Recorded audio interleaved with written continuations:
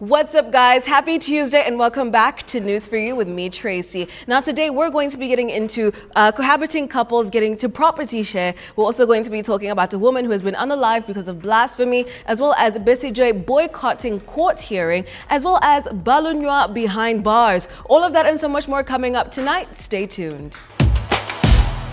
The High Court in Kampala has ruled that the couples that live together before marriage can share property when they separate. Now, this case involved a man named Robert Kabuye and a lady named Teopista Nanyonga, who basically lived in Niger. Now, Nanyonga, who is the lady, contributed a little bit more into the household and when it came to the purchase of property. But the court decided that Kabuye also deserved a share and awarded him 1/3 of the land's value. Justice Elizabeth Jane said that fairness means that both couples deserve a benefit from what they built together, as opposed to just whose name is in the documents. So now this ruling means that unmarried couples who live together and invest in property can now claim rights based on their contribution, which offers more protection and recognition for cohabiting partners in the country. So this ruling sounds a bit like a double-edged sword, because much as it's protecting people and their contributions in the relationship, it still also means that people can be used for their property and whatnot. So.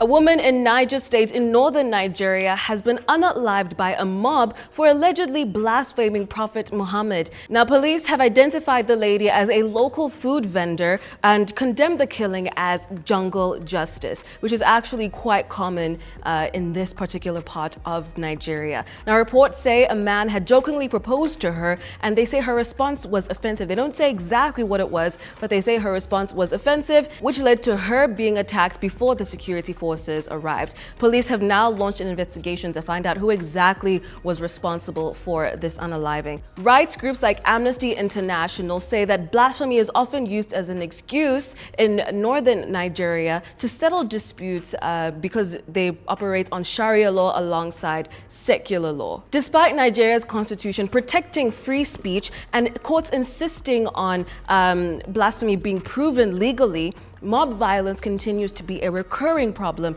in northern Nigeria. This is really, really sad to see, and obviously taking someone's life is wrong no matter what. And I hope that whoever is responsible for this is caught and actually faces the full extent of the justice system. Dr. Kizza Besigye and his co-accused skipped their plea-taking hearing in Kampala's High Court Criminal Division. Now, Dr. Kizza Besigye cited illness, while his co-accused said he was unaware of the court date. Their lawyers also objected to appearing before Judge Emmanuel Baguma, whom they accuse of bias. Now, previously, they had formally requested the judge's removal, but he declined to step down.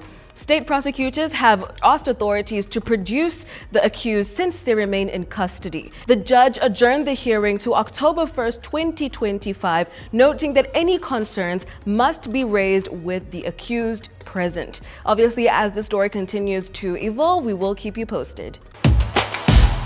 Former MUBS principal Professor Waswa Balunywa has been remanded to Luzira Prison after appearing in court earlier today on charges of abuse of office. Prosecutors allege that between February and April of 2023, he illegally hired 3 individuals despite lacking the required qualifications, resulting in improper costs to the government. Now, the Inspectorate of Government is investigating these recruitment practices which breach public service guidelines. Now, Balunywa denies these charges and is expected back in court for a bail hearing. Now, obviously, as this continues to evolve, we will also keep you posted on the happenings. And that is a wrap for today, guys. As always, please do leave a like, share, comment down below. Let us know what you thought of the show. And I'll catch you again tomorrow.